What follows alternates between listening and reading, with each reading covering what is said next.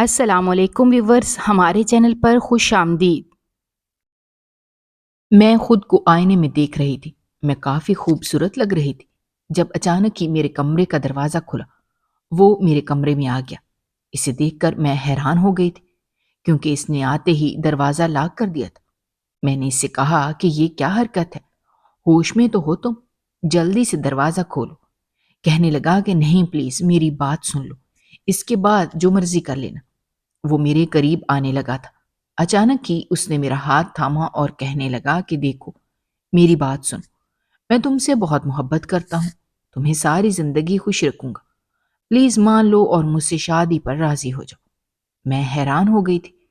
فوراً کہنے لگی کہ دیکھو میں ایسا نہیں کر سکتی، پر جیسے ہی میں باہر نکلنے لگی اس نے مجھے ہاتھ سے پکڑ کر پھر سے پیچھے دھکیل دیا۔ میں اس سے کہنے لگی کہ دیکھو گھر میں سب مہمان آئے ہوئے ہیں، یہ صحیح موقع نہیں ہے، بعد میں بات کریں گے۔ یہ کہتے ساتھ ہی میں دوبارہ دروازے کی جانب جانے لگی جب اس نے پھر سے مجھے ہاتھ سے تھام کر پیچھے کر دیا۔ میری ہوائیاں اڑی ہوئی تھی کیونکہ میں جانتی تھی کہ اگر اس وقت کوئی آ گیا تو یقیناً وہ غلط سمجھ لے گا، اور وہی ہوا جس کا ڈر تھا۔ اچانک سے دروازہ بجنے لگا۔ جب بھابھی کہنے لگی کہ دیکھو جو بھی ہے دروازہ کھولو، میں نے کہا بھابھی میں چینج کر رہی ہوں 2 منٹ۔ پھر اچانک ہی میرے بعد وہ بھی بولنے لگا کہ بھابھی نہیں، میں اس کے ساتھ ہوں، یہ کوئی چینج نہیں کر رہی، ہم دونوں اکٹھے ہیں۔ یہ سن کر تو میرے ہوش ہی اڑ گئے تھے۔ اچانک ہی بھابھی نے شور مچانا شروع کر دیا۔ میں نے جلدی سے دروازہ کھول دیا۔ سامنے دیکھا تو سارے مہمان موجود تھے، لیکن میری بھابھی اور بھائی تو مجھے ایسے دیکھ رہے تھے جیسے میں نے کوئی بہت بڑا گناہ کر دیا ہو۔ اب بھابھی نے تو واویلا مچا دیا تھا۔ میرا نام ارم ہے، مجھے رشتے والے دیکھنے کے لیے آ رہے تھے، تو میں بہت ہی خوش تھی۔ میرا رشتہ بہت ہی اچھے گھر میں ہو رہا تھا۔ میرے بھائی نے ہی یہ رشتہ تلاش کیا تھا۔ جب سے میری بھابھی کو پتہ چلا تھا، اس کا تو موڈ ہی بن گیا تھا۔ وہ اب کوئی نہ کوئی بات کہہ دیتی تھی۔ اس کا بالکل بھی دل نہیں کرتا تھا کہ میرا رشتہ یہاں پکا ہو، اسی لیے وہ لڑکے والوں کے بارے میں عجیب باتیں کرنے لگتی اور مجھے گمراہ کرنا چاہتی تھی۔ لیکن میں جانتی تھی کہ اللہ نے میرے لیے جو لکھا ہے وہ بالکل اچھا ہوگا۔ میں بھابھی کی باتوں کو ایک کان سے سنتی اور دوسرے کان سے نکال دیتی تھی کیونکہ میں اسی میں اپنی بھلائی سمجھتی تھی۔ پر بھابھی نے آخری دم تک اپنی یہ حرکتیں نہ چھوڑی۔ میں بہت ہی پریشان ہو گئی تھی۔ میں بھائی کو کہتی تو وہ بھی بولتے کہ تمہاری بھابھی بھی اپنی جگہ ٹھیک ہے، وہ تمہاری بھلائی چاہتی ہیں، وہ نہیں چاہتی کہ تم ایسے گھر میں جاؤ جدھر تم آگے کی زندگی میں مشکل میں پڑ جاؤ، اسی لیے وہ چاہتی ہیں کہ ہم ساری چھان بین کریں۔ پر میں نے بھائی کو کہا کہ بھائی آپ نے ساری چھان بین کر تو لی ہے، پھر بھابھی ایسا کیوں کہہ رہی ہیں؟ تو بھائی کہنے لگے کہ تم فضول میں غلط سوچ رہی ہو، بھابھی تو بس تمہیں لے کر محتاط ہوتی ہیں، وہ سمجھتی ہیں کہ شاید تم ہی منہاج کو اتنا ہی پسند کرتی ہو جتنا وہ تمہیں پسند کرتا ہے۔ بھائی کی یہ بات سن کر میں نے جلدی سے انہیں انکار کر دیا کہ میں منہاج سے بالکل شادی نہیں کرتی۔ ہاں ہم شروع سے ہی ایک ساتھ پڑھتے آئے ہیں، لیکن اس کا یہ مطلب نہیں ہے کہ ہم دونوں کی شادی بھی ہو جائے۔ میرا کزن منہاج میرا ہم عمر تھا، ہم دونوں ہی بچپن سے ہی پڑھائی اور کھیل کود میں ایک ساتھ ہی تھے۔ سارے خاندان والوں کو یہی لگتا تھا کہ میری شادی اسی کے ساتھ ہوگی۔ اماں نے بھی مرتے وقت یہی کہا تھا کہ منہاج اور میں ایک دوسرے کے لیے بنے ہیں، لیکن میں اس بات میں بالکل بھی یقین نہیں رکھتی تھی کہ مرنے والا جو بھی بات کہے وہ سچ ہوتی ہے۔ اسی لیے اماں کے انتقال کے بعد میں نے بھائی کو سختی سے منع کر دیا تھا کہ میں منہاج سے شادی نہیں کروں گی۔ لیکن جب سے بھابھی کو یہ پتا چلا تھا تو وہ تو پریشان ہی ہو گئی تھی، جیسے وہ بالکل بھی نہیں چاہتی تھیں کہ میری شادی منہاج کے ساتھ نہ ہو۔ میں حیران ہو گئی تھی، لیکن میرے بھائی نے میرا رشتہ کہیں اور تلاش کرنا شروع کر دیا تھا۔ 2-3 رشتے آئے تھے، لیکن جن میں سے ہمیں پسند نہ آیا۔ وہ رشتہ بہت ہی اچھا تھا اور میں بھی بالکل خوش تھی۔ میرے گھر مہمان آنے والے تھے، اسی لیے میں تیار ہونے اپنے کمرے میں گئی تھی، لیکن بھابھی نے منہاج کو گھر بلا لیا تھا۔ لڑکے والوں نے جیسے ہی اسے دیکھا تو حیران ہو گئے تھے کہ اس لڑکے کا اس گھر میں کیا کام۔ ان کا حیران ہونا بنتا بھی تھا، کیونکہ وہ میرا سگا نہیں تھا سوائے میرے ماموں کے بیٹے کا۔ اس کا میرے ساتھ کوئی رشتہ بھی نہیں تھا۔ میں نے سب کو یقین دلایا کہ یہ بھابھی کی مدد کے لیے یہاں آیا ہے، اس کی بھابھی کے ساتھ بہت بنتی ہے۔ تو بھابھی ان سب مہمانوں کے سامنے کہنے لگی کہ تمہارے ساتھ بھی تو اس کی بنتی ہے۔ میں خاموش ہو گئی تھی، لیکن بھابھی نے کوئی کسر نہیں چھوڑی تھی۔ وہ بس سب کو بدگمان کر رہی تھی۔ میں ان کی یہ حرکت دیکھ کر بہت پریشان ہو رہی تھی، لیکن بھائی نے مجھے تسلی دی تھی کہ تم ان کو اتنی توجہ نہ دو، وہ بس جلدی سے تیار ہو جاؤ۔ بھائی کی بات سن کر میں جلدی سے اپنے کمرے میں چلی گئی اور تیار ہونے لگی تھی۔ میں نے بہت اچھا سا جوڑا پہنا تھا اور ہلکا سا میک اپ بھی کر لیا تھا۔ میں بہت خوبصورت لگ رہی تھی۔ میں شیشے میں خود کو دیکھ رہی تھی جب اچانک سے دروازہ کھلا اور منہاج اندر داخل ہو گیا۔ اس نے روم کو لاک لگا لیا تھا۔ نہ جانے وہ یہ سب کیوں کر رہا تھا۔ اچانک ہی وہ میرے پاس آیا اور مجھے کہنے لگا، دیکھو ابھی بھی وقت ہے، میری بات مان لو، میں تمہیں ساری زندگی خوش رکھوں گا، تم مجھ سے شادی کر لو۔ دیکھو وہ لڑکا تمہارے لیے ٹھیک نہیں ہے، اتنے بڑے خاندان میں شادی کرنے کا بہت نقصان ہوتا ہے، کیونکہ ایسے لوگ لڑکی کو جوتی کی نوک پر رکھیں گے، پھر تم کیا کرو گی؟ میں نے اسے کہا کہ خاموش ہو جاؤ، ایسی باتیں مت کرو، آج میرا بہت بڑا دن ہے، پلیز ایسے اس دن کو میرے لیے خراب مت کرو اور یہاں سے چلے جاؤ۔ مجھے پتا ہے تم بھابھی کے کہنے پہ آئے ہو، بھابھی بھی نہیں چاہتی کہ میری شادی ایسے خاندان میں ہو اور تم بھی نہیں چاہتے، اسی لیے تم دونوں مل گئے ہو اور تم دونوں اس رشتے کو ناکام کرنا چاہتے ہو، پر میں یہ بالکل بھی نہیں ہونے دوں گی۔ میں نے ایک طرف دروازے کو دیکھا تھا، مجھے یہی شک تھا کہ کہیں کوئی آ نہ جائے، اس لیے میں جلدی سے دروازے کے پاس گئی، لیکن منہاج نے میرا ہاتھ تھام کر مجھے روک دیا۔ کہنے لگا کہ پلیز میری بات مان لو، جو میں کہتا ہوں۔ میں نے جلدی سے اپنا ہاتھ چھڑوانا چاہا، پر اس کی گرفت بہت ہی مضبوط تھی۔ یہ دیکھ کر میرا دل تیزی سے دھڑکنے لگا۔ نہ جانے منہاج ایسا کیوں کر رہا تھا، پر اگلے ہی پل اچانک ہی دروازہ بجنا شروع ہو گیا۔ وہ بھابھی تھی جو مجھے بلا رہی تھی۔ میں نے جلدی سے بات سنبھالنے کے لیے بھابھی کو کہا کہ 2 منٹ میں باہر آتی ہوں، میں ابھی چینج کر رہی ہوں۔ اتنے میں منہاج بول پڑا کہ نہیں بھابھی، یہ چینج نہیں کر رہی، یہ میرے ساتھ موجود ہے، ہم دونوں ایک ساتھ اس کمرے میں ہیں۔ اس نے اتنا اونچا کہا تھا جب اچانک ہی بھابھی چیخنے لگی، کہنے لگی یہ تو غصب ہو گیا ہے، تم دونوں اندر کیا کر رہے ہو؟ ارم تم کیا کر رہی ہو منہاج کے ساتھ؟ تم دونوں کو شرم بھی ہے؟ باہر تمہارے رشتے والے آئے ہوئے ہیں ارم، اور اندر تم اپنے ہی کزن کے ساتھ موجود ہو۔ یہ سنتے ساتھ ہی سارے مہمان اس طرف آ گئے تھے۔ یہ سب سن کر تو مجھے سکتہ طاری ہو گیا تھا۔ میں نے کبھی نہیں سوچا تھا کہ میری بھابھی میرے ساتھ ایسا کریں گی، لیکن انہوں نے یہ سب کر ہی دیا تھا۔ میں نہیں جانتی تھی کہ حسد کی آگ میں کوئی اتنا بھی جل سکتا ہے جتنا میری بھابھی اس وقت جل رہی تھی، اور یہ بات سچ تھی۔ جلدی سے میں نے دروازہ کھولا تو سامنے دیکھا جدھر سارے مہمان موجود تھے۔ لڑکا بھی مجھے دیکھ رہا تھا۔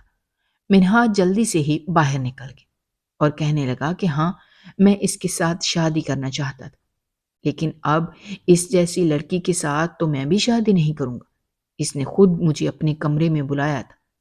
یہ سن کر میرے ہوش اڑ گئے تھے۔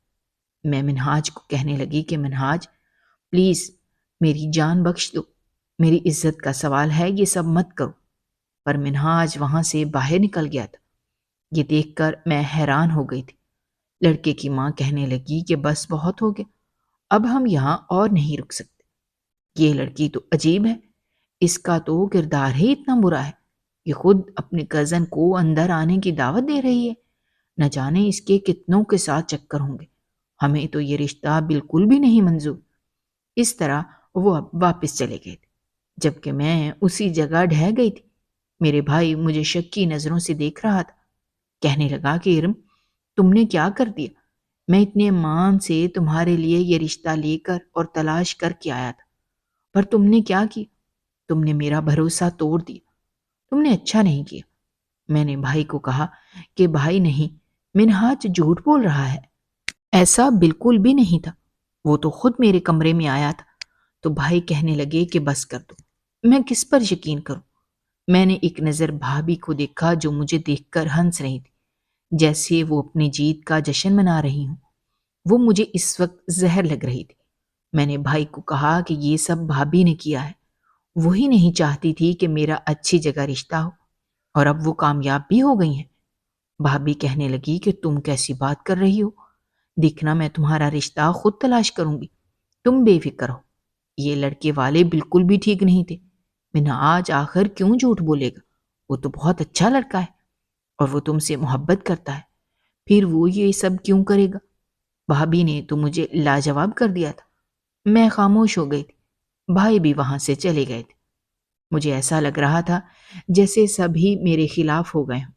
یہ بات پورے خاندان میں مشہور ہو گئی تھی اور اس طرح میرا کردار داغدار ہو گیا تھا۔ میں جان گئی تھی کہ اب کوئی بھی مجھے رشتہ نہیں دے گا، اور اسی طرح ہوا تھا۔ پورا 1 سال ہو گیا تھا۔ جو بھی مجھے دیکھتا تو نہ جانے کیسے منہاج سب کو بتا دیتا تھا۔ اب تو بھابھی بھی بہت خوش ہو گئی تھی۔ ایک روز میں نے بھابھی کو دیکھا جو فون پر کسی سے بات کر رہی تھی۔ کہہ رہی تھی کہ تمہیں پیسے دے دوں گی، تمہیں کس چیز کی جلدی ہے؟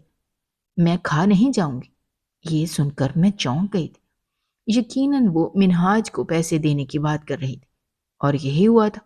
اگلے روز بھابھی نے منہاج کو پیسے دے دیے تھے۔ میں جان گئی تھی یہ سب منہاج نے بھابھی کے کہنے پر ہی کیا تھا۔ میرا شک صحیح نکلا تھا، لیکن میں نے کبھی نہیں سوچا تھا کہ بھابھی اس حد تک گر جائے گی۔ اگلے روز ہی بھابھی مجھے کہنے لگی کہ دیکھو ارم، تمہیں رشتے والے دیکھنے کے لیے آ رہے ہیں۔ اب کوشش کرنا کہ تم اپنا منہ بند ہی رکھنا۔ اس لڑکے میں عیب تو ہوگا، لیکن اب کیا کریں، 1 سال ہو گیا ہے، اس طرح تو بیٹھی بیٹھی بوڑھی ہو جاؤ گی۔ بہتر یہی ہے کہ کچھ عیب تو تم میں بھی ہیں۔ اگر وہ تمہیں پسند کر لیں گے تو تم لڑکے کی عیب کو ظاہر نہ کرنا۔ میں حیران ہو گئی تھی کہ بھابھی کیسی باتیں کر رہی ہیں۔ اگلے روز لڑکے والے جیسے ہی دیکھنے آئے تو میں لڑکے کو ہی دیکھ رہی تھی جو بالکل سامنے دیکھ رہا تھا۔ میں حیران تھی، اس میں تو کوئی عیب ہی نہیں تھا، دیکھنے میں بالکل اچھا لگ رہا تھا۔ اس کے ساتھ اس کی بڑی ماں تھی۔ لڑکا کافی سوٹڈ بوٹڈ تھا، مجھے پہلی نظر میں ہی اچھا لگا تھا، لیکن اس نے ایک نظر بھی مجھے نہیں دیکھا۔ شاید وہ شرمیلا تھا۔ لڑکے کی ماں تو بھابھی کے ہاتھ چومنے لگی کہ دیکھیں آپ نے یہ احسان کر کے ہماری زندگی سنوار دی ہے، دیکھنا میرا بیٹا ارم بیٹی کو ساری زندگی خوش رکھے گا۔ بھابھی کہنے لگی کہ نہیں، ایسی بات نہیں ہے، آپ تو آج سے ہی ہمارے رشتہ دار بن گئے ہیں، اب یہ احساس والی بات تو مت کریں۔ بھابھی بہت ہی میٹھی تھی۔ اس طرح میری شادی ارتضیٰ سے ہو گئی تھی، پر وہ ابھی تک مجھے دیکھ نہیں رہا تھا۔ میں حیران ہو گئی تھی۔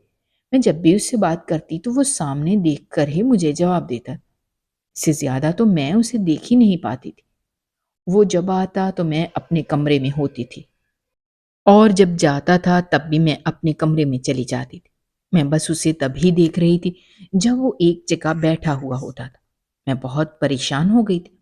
بھابھی سے کہنے لگی کہ ارتضیٰ میں تو کوئی عیب ہی نہیں ہے، آپ تو کہتی تھی کہ اس میں عیب ہے جو مجھے قبول کر لینا چاہیے۔ تو بھابھی کہنے لگی کہ دیکھو، یہ تو تمہیں شادی کے بعد پتہ چلے گا، پہلے کچھ بھی معلوم نہیں ہوتا۔ میں بھی چپ تھی۔ اس طرح تقریباً 2 ماہ بعد میری ارتضیٰ سے شادی ہو گئی تھی۔ شادی والی رات وہ جیسے ہی میرے کمرے میں آیا تو بیڈ کی ٹھوکر لگنے سے گر گیا تھا۔ یہ دیکھ کر میں چونک گئی تھی۔ میں جلدی سے اس کے پاس گئی اور اسے سہارا دینے لگی۔ میں جیسے ہی اس کی نظروں کو دیکھنے لگی تو دنگ رہ گئی، کیونکہ وہ سامنے دیکھ رہا تھا۔ یہ دیکھ کر مجھے ایک ہول سا اٹھا تھا، مجھے شک پیدا ہونے لگا تھا۔ میں نے جیسے ہی اپنا ہاتھ اٹھا کر اس کے سامنے لہرایا تو میرا شک یقین میں بدل گیا تھا۔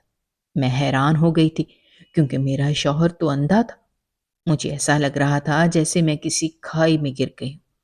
اتنا بڑا دھچکا مجھے لگا تھا، اور وہ بھی میری شادی کی پہلی رات۔ میں اس وقت خود کو بہت بد نصیب سمجھ رہی تھی۔ مجھے اپنے نصیب پر رونا آ رہا تھا۔ میرا شوہر کہنے لگا کہ کیا ہوا، تم رو رہی ہو؟ وہ شاید محسوس کر سکتا تھا اور سن بھی سکتا تھا، لیکن دیکھ نہیں سکتا تھا۔ تبھی چونک کر یہاں وہاں دیکھنے لگا۔ میں نے اس سے کہا کہ ہاں، رو رہی ہوں۔ کہنے لگا کہ کیا تمہیں پتہ نہیں تھا کہ میں اندھا ہوں؟ میں اس کی بات سن کر حیران ہو گئی تھی اور کہنے لگی کہ نہیں، مجھے کچھ بھی نہیں بتایا گیا۔ شوہر کہنے لگا کہ یہ تو بہت برا ہوا، مجھے لگا کہ تمہیں میری ساری سچائی بتا دی گئی ہوگی، لیکن شاید تمہاری بھابھی نے تم سے چھپایا ہے۔ میں خاموش ہو گئی تھی۔ اس طرح وہ رات بھی گزر گئی، پر میرا شوہر میرا بہت ہی خیال رکھتا تھا، اسے سب کچھ معلوم تھا۔ میں حیران ہوتی کہ اندھا ہو کر بھی اسے ہر چیز کی خبر ہے۔ وہ صبح کام پر چلا جاتا تھا، وہ شام کو جب بھی آتا تھا تو میرے سامنے پیسے رکھ دیتا تھا۔ میں وہ پیسے دیکھ کر حیران ہو جاتی تھی اور سوچتی تھی کہ نہ جانے میرا شوہر کون سا کام کرتا ہے، لیکن ہمت کبھی بھی نہیں ہوئی کہ میں اس سے یہ پوچھ لوں کہ آخر وہ کون سا کام کرتا ہے۔ اس کی بوڑھی ماں سارا دن میرے پیر دباتی تھی اور میری خدمت کرتی تھی، کہتی تھی کہ تم بہت ہی قسمت والی ہو، تمہارے آتے ہی میرے بیٹے کے نصیب کھل گئے ہیں۔ یہ سن کر میں حیران ہو گئی تھی۔ میں نے اس سے پوچھا کہ ارتضیٰ کیا کرتے ہیں، تو وہ خاموش ہو گئی تھی۔ پھر وہ کہنے لگی کہ تمہاری بھابھی نے کچھ نہیں بتایا۔ میں نے کہا کہ ہاں، بھابھی نے کچھ بھی نہیں بتایا، لیکن اس کے باوجود اماں نے مجھے کچھ نہ بتایا، بس وہ خاموش رہی تھی۔ دن ایسے ہی گزرنے لگے تھے۔ میرے پاس بہت سے پیسے جمع ہو گئے تھے۔ میں چاہتی تھی کہ میں ذرا سی شاپنگ کر لوں، مجھے شاپنگ کی بہت عادت تھی۔ میرے بھائی مجھے ہر چیز لے کر دیتے تھے۔ میں نے ارتضیٰ سے کہا کہ مجھے شاپنگ کرنی ہے اور مال جانا ہے۔ پہلے تو وہ ٹھٹک گئے تھے، لیکن پھر مجبور ہو کر مجھے مال لے کر چلے گئے۔ لیکن میں جیسے ہی مال کے لوگوں کو دیکھتی تو وہ میرے شوہر کی جانب عجیب نظروں سے دیکھ رہے تھے۔ یہ دیکھ کر مجھے ایک حیرت ہوئی تھی کہ نہ جانے انہوں نے پہلے کبھی اندھا شخص نہیں دیکھا۔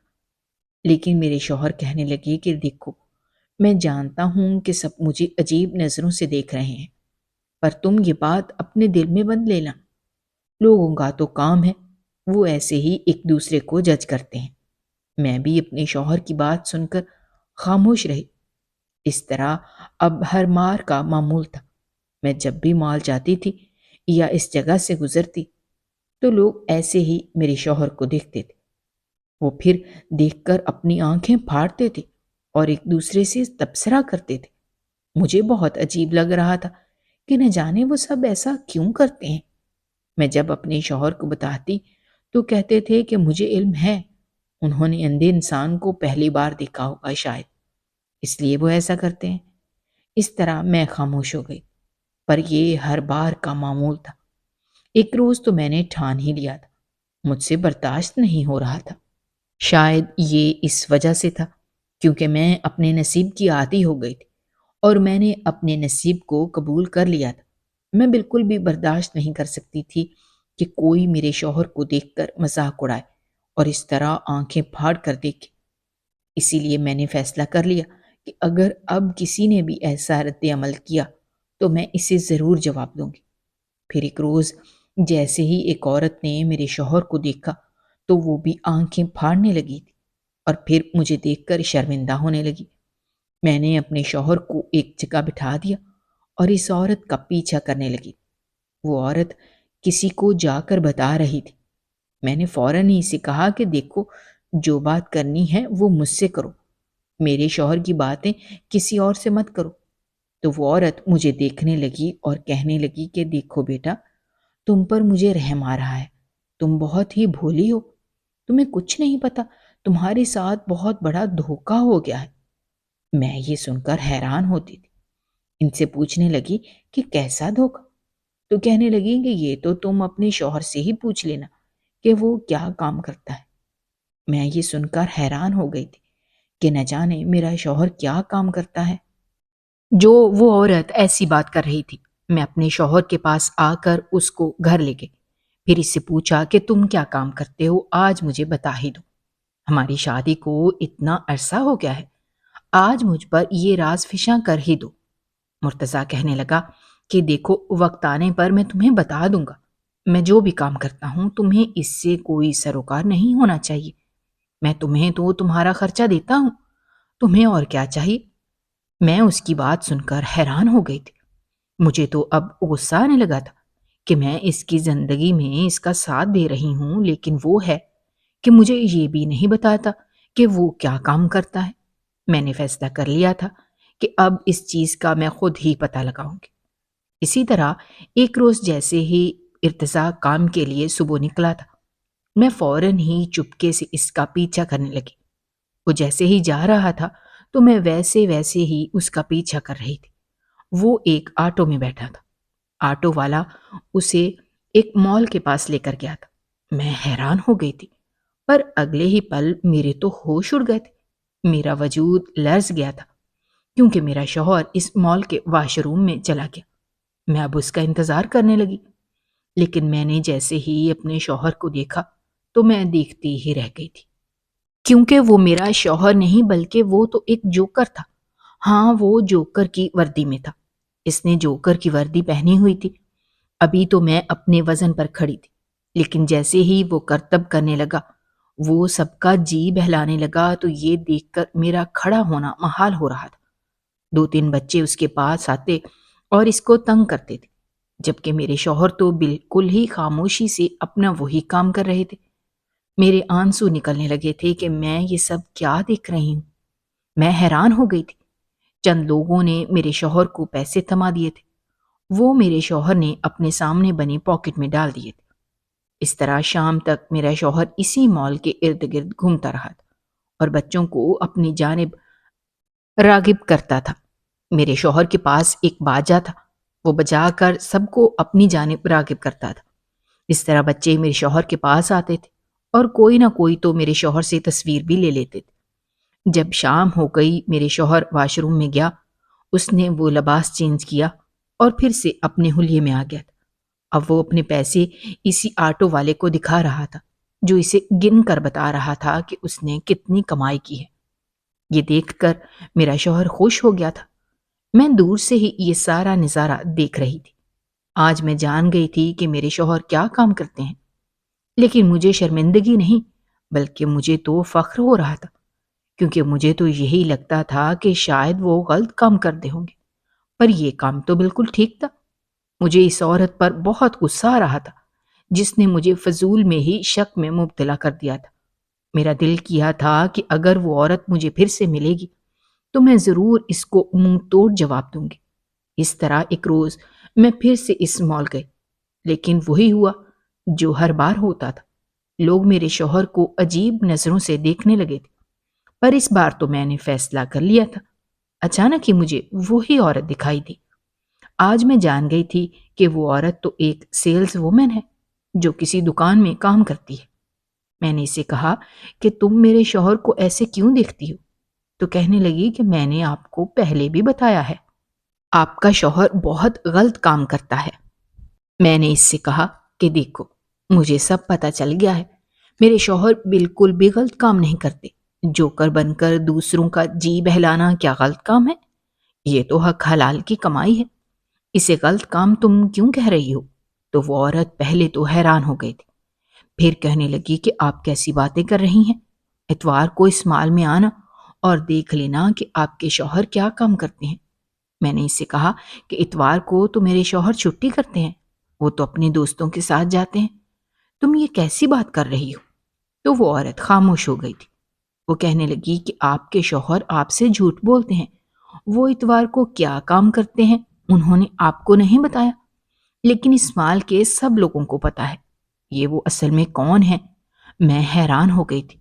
میری عجیب سی کیفیت ہو رہی تھی، جیسے کچھ غلط ہو رہا ہو، لیکن میں نے پھر بھی خود پر قابو پایا اور پھر سے فیصلہ کر لیا کہ ٹھیک ہے، میں اتوار کو بھی اپنے شوہر کا پیچھا کر کے دیکھ لوں گی کہ وہ کہاں جاتا ہے اور کیا کام کرتا ہے۔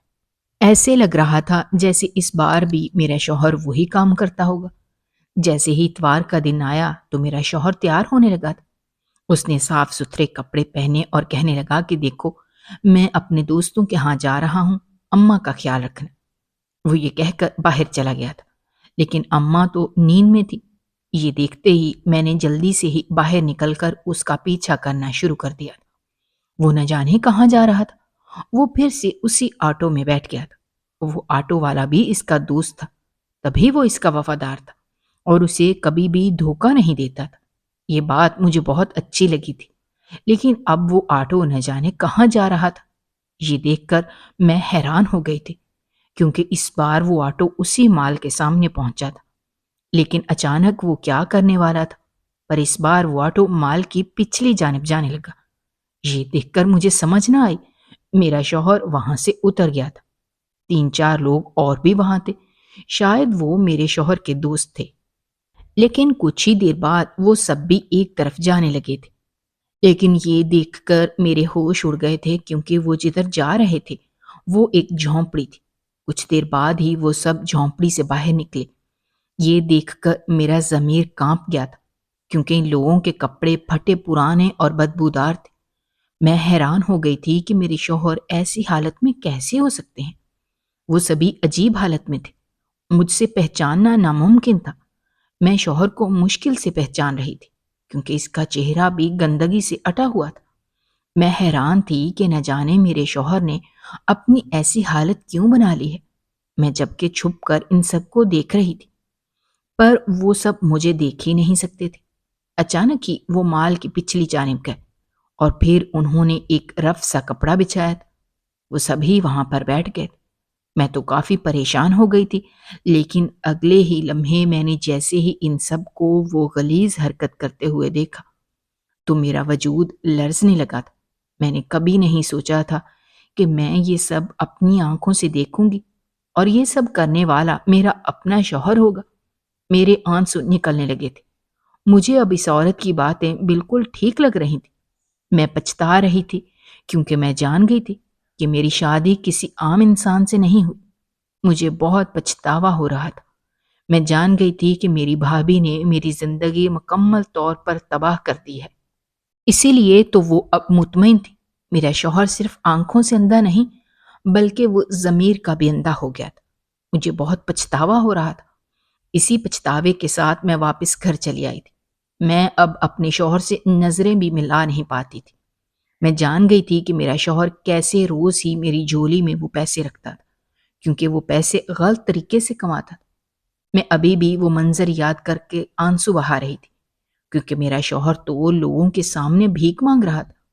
وہ 3-4 جملے کہہ رہا تھا جو میں ہر بار آتے جاتے ان بھکاریوں کے منہ سے سنتی تھی۔ اب وہ میرا شوہر اپنے منہ سے کہہ رہا تھا۔ یہ سب دیکھ کر میرا وجود کانپ رہا تھا۔ ابھی بھی میرا دل تیزی سے دھڑک رہا تھا۔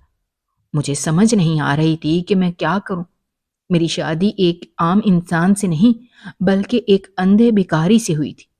میں اب جان گئی تھی میری بھابھی نے جان بوجھ کر مجھے یہ نہیں بتایا تھا۔